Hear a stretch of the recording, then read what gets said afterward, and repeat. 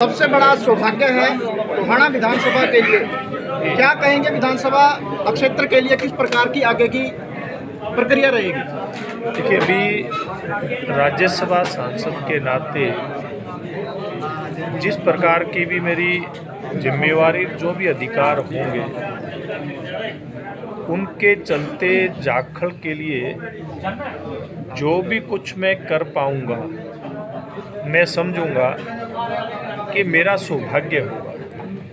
क्योंकि जो प्रेम प्यार लगाव मेरा टोहाना विधानसभा से है, जाखल से है, उसकी कोई व्याख्या नहीं हो सकती। इसलिए ये मेरी कर्मस्थली है और इसके लिए जो भी ज़्यादा से ज़्यादा, चाहे वो सांसद के नाते हो पाएगा या केंद्र में हमारी सरकार वर्तमान में भी है और देश की जनता के आशीर्वाद से ये लगता है कि भविष्य की सरकार भी नरेंद्र मोदी जी के नेतृत्व में ही बनेगी।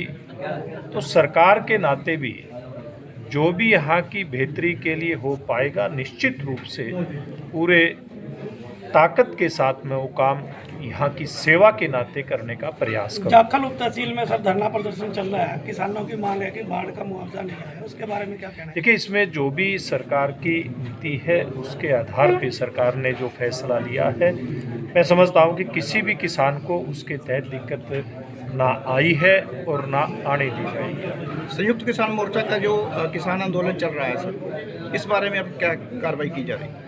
देखिए, मैं समझता हूँ कि देश का किसान नरेंद्र मोदी जी की सरकार में उसने जितना लाभ प्राप्त किया है, या देश के प्रधानमंत्री ने जिस दिल के साथ, जिस मन के साथ देश के किसान की सेवा की है, वो पहले कभी किसी दूसरे प्रधानमंत्री के समय में नहीं हुई।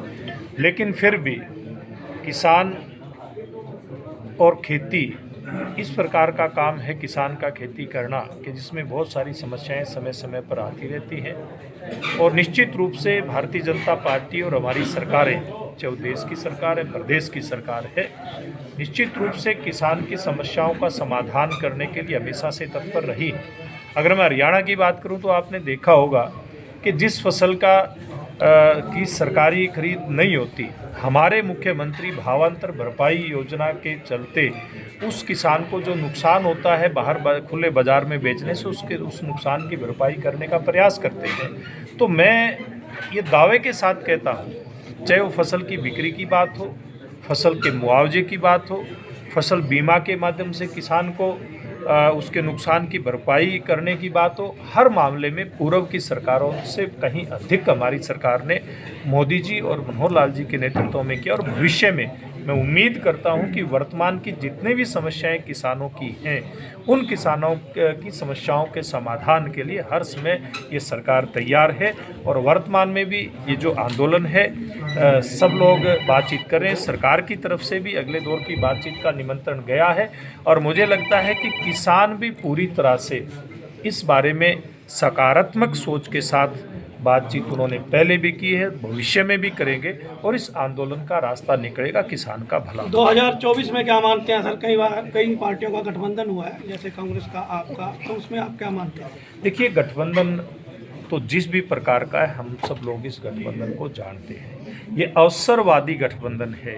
ये चाहे वो आम आदमी पार्टी का कांग्रेस से हो या किसी दूसरे दल का हो, ये गठबंधन ज़्यादा देर तक लोगों की नज़रों में टिकने वाला नहीं है। क्योंकि इस गठबंधन की शुरुआत में ही किस प्रकार से नीतीश कुमार इस गठबंधन को छोड़ करके बाहर आए, किस प्रकार से उनको ये महसूस हुआ कि जिस गठबंधन के हिस्सा वो बनने जा रहे हैं, वो गठबंधन किसी नीति के आधार पर नहीं है, देश की भलाई, देश की जनता के भले के लिए नहीं है, वो अपने व्यक्तिगत हितों के लिए है।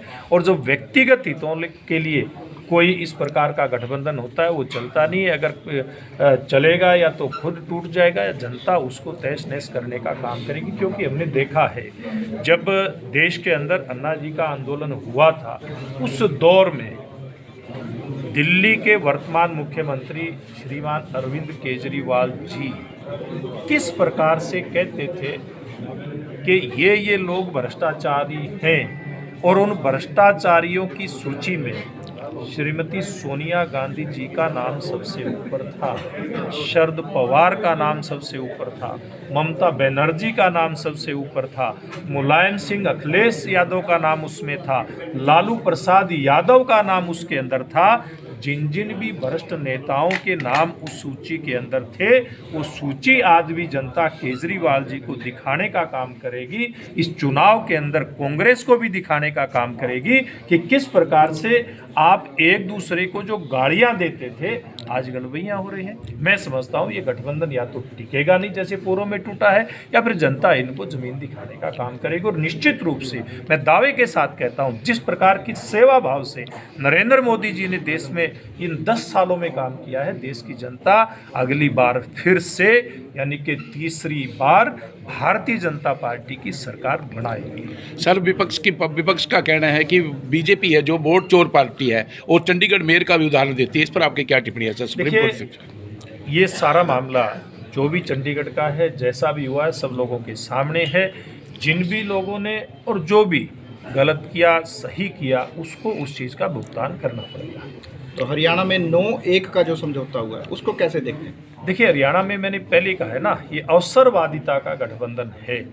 और जिन लोगों को ये भ्रष्ट बताते थे, उसमें हरियाणा के कांग्रेस के नेता भूपेंद्र सिंह हुड्डा भी है ही ना। क्या बीजेपी और एनएलओ का समझौता? केजरीवाल जिन लोगों को गाड़ियां देते थे, वो उन लोगों के साथ हरियाणा में गठबंधन है। इसलिए मैं समझता हूं कि किसी भी रूप में ये गठबंधन ना देश में टिक पाएगा, ना हरियाणा प्रदेश में। बीजेपी किससे समझौता करेगी सर? बीजेपी का किसी के साथ समझौता बोलूंगा सर। एक मिनट, बीजेपी का समझौता किसके साथ होगा सर? नहीं हुआ सर। बीजेपी का क्या एनएलओ के साथ समझौता होगा? हमारा जो केंद्रीय नेतृत्व है इस बात के ऊपर विचार करेगा कि गठबंधन करना करना तो किसके साथ। लोकसभा में सर आपकी पार्टी गठबंधन से इलेक्शन लड़ेगी क्या? ये सवाल का जवाब मैंने दे दिया है। मैं आज की बात पे करूं, काफी सारे विकास कार्य जाखल के, चाहे अंडरपास की बात हो, मल्टीपर्पज हो, या आपके अस्पतालों में दवाएं नहीं है, स्कूलों में डॉक्टर नहीं है, एक आदमी जाखल के जो कई जाखल के विकास कार्य काफी अनदेखी हो रही है। उस एक आदमी कर लो भाई ढंग से सवाल। जाखल के विकास को लेकर पिछले काफी समय से कोई भी प्रक्रिया नहीं नजर आ रही है, कोई भी गतिविधि नजर नहीं आ रही है। अस्पतालों में दवाओं की कमी है और यहाँ के स्कूलों में डॉक्टरों की कमी है। मेरी जानकारी में ऐसा नहीं है, आपने मेरी जानकारी में ये बात करवाई है। निश्चित रूप से इसका समाधान किस प्रकार से हो, मैं इस बात का प्रयास करूँगा। और मैं एक बात कहता हूँ, जो विकास की बुलंदियाँ जाखल ने जब मुझको आशीर्वाद दिया था उस समय छुई थी, और जो काम कभी जाखल में हुए नहीं थे, चाहे वो इतने बड़े एक व्यापारिक केंद्र यहाँ पर बनकर के जो तैयार हुआ, कितना बड़ा यहाँ RUB जिसका काम किसी कारण से बीच में रुक गया था, वो आधिकारिक लेवल पे कहीं न कहीं मुझे लगता है कोई कमी रही थी। उसका दोबारा एस्टीमेट बना करके दोबारा उसका पैसा आ चुका है, उसका टेंडर हो चुका है, और मुझे लगता है काम भी शायद शुरू हो गया होगा, नहीं हुआ तो जल्दी उसका काम दोबारा से शुरू हो जाएगा। जो जाखल मंडी की बहुत सालों साल से मांग थी कि जाखल मंडी का और जाखल जंक्शन का उसमें कनेक्शन नहीं था, चाहे वो तहसील इसकी प्रेमिसेस की बात हो, वहाँ बिल्डिंग की बात हो, या फिर सीवरेज ट्रीटमेंट प्लांट की बात हो, या फिर बस स्टैंड की बात हो, इतने काम गिनवाओ, या फिर इसमें बिल्डिंग बनने की बात हो, सिविल हॉस्पिटल के अंदर बिल्डिंग की बात हो, और ये जो काम हुए हैं। और इसके अलावा एक बात मैं और कहना चाहूँगा, बहुत बड़ा स्कूल की बिल्डिंग जिसका बहुत पुराना इशू था, वो स्कूल की बिल्डिंग भी आज जब हम जाखल के अंदर एंट्री करते हैं तो पुल के ऊपर से सबसे विशाल भवन और सुंदर भवन दिखाई देता है। तो हमारे प्यारे बच्चों की पढ़ाई के लिए जो हमने इस स्कूल का निर्माण करवाया था वो दिखाई देता है। इसलिए कहीं कोई दिक्कत ना पहले आई थी ना भविष्य में आने देंगे। टोहाना विधानसभा पे कौन आएगा जिम्मेदार? टोहाना विधानसभा की बताइए सर, आप किसको छोड़ कर जाएंगे? देखिए, अभी कोई नहीं छोड़ करके जा रहा, मैं केवल राज्यसभा में जा रहा हूँ। ये मेरी कर्मस्थली है, टोहाना मेरी जन्मस्थली है, इसको छोड़ करके कहीं नहीं जाना। जिम्मेवारी कुछ भी रहे, कहीं भी रहे, और राज्यसभा सदस्य के नाते मेरी जिम्मेवारियां अलग प्रकार की जरूर होने वाली हैं, लेकिन मेरा मूल तो टोहाना ही था और टोहाना ही रहेगा। इसलिए किसी को किसी भारत माता की भारत माता की सांसद महोदय, जो आज का कार्यक्रम था, बहुत आज के कार्यक्रम पे हमने कोई बात नहीं की, क्योंकि आज के कार्यक्रम का जो मुख्य टॉपिक जो उभर के आए हैं, आज के कार्यक्रम में मोदी जी ने गुरु शिष्य और पुत्र पिता के संबंध के बारे में बड़ा बखान किया है। उसके बारे में आप क्या कहेंगे? नरेंद्र मोदी जी अपनी हर मन की बात कोई न कोई विषय को छूते हैं, और वो विषय भी, जैसे कि विरोधी लोग कहते हैं ना, मोदी जी अपने मन की बात करके जाते हैं। मोदी जी इस मन की बात में कभी भी अपने मन की बात नहीं करते, वो देश के जन के मन की बात करते हैं। चाहे वो किसान की बात हो, चाहे वो किसी नए जो उद्योग में एंटर करने वाले हमारे युवा हैं उनकी बात हो, या बच्चों की बात हो जो परीक्षा के अंदर जाने की तैयारी कर रहे होते हैं, या अभिभावक की बात हो, या कोई हाथ से काम करने वाला कोई भी हमारे देश का कारीगर हो, ऐसे हर वर्ग समूह के किसी न किसी व्यक्ति जिसने कोई विशेष काम किया है, वो महिला हो पुरुष हो, उसको सामने लेकर के आते हैं। और अभी जैसे आपने सवाल किया, पीछे नरेंद्र मोदी जी ने जो परीक्षा में जो बच्चे जाने वाले हैं, ऐसे बच्चों से बात की और उनका हौसला बढ़ाया, किस प्रकार से बच्चे बिना किसी डर के परीक्षा में जाएं, और कैसे शिक्षक और बच्चे का, कैसे बच्चे और अभिभावक का संबंध संपर्क होना चाहिए, किस प्रकार से एक दूसरे के प्रति समझ बढ़ा करके कैसे अच्छे परिणाम लेकर के आए जा सकते हैं, इस प्रकार की चर्चा भी मोदी जी अपने मन की बात में करते हैं। तो निश्चित रूप से ये जो मन की बात का कार्यक्रम है, देश के जन मन को प्रेरणा देने वाला है, और भविष्य में भी मैं समझता हूँ कि ये कार्यक्रम जब अगली बार नरेंद्र मोदी जी प्रधानमंत्री बन करके आएंगे, इसी प्रकार से चलेगा और देश के जन को प्रेरणा देने का काम करेगा। धन्यवाद जी।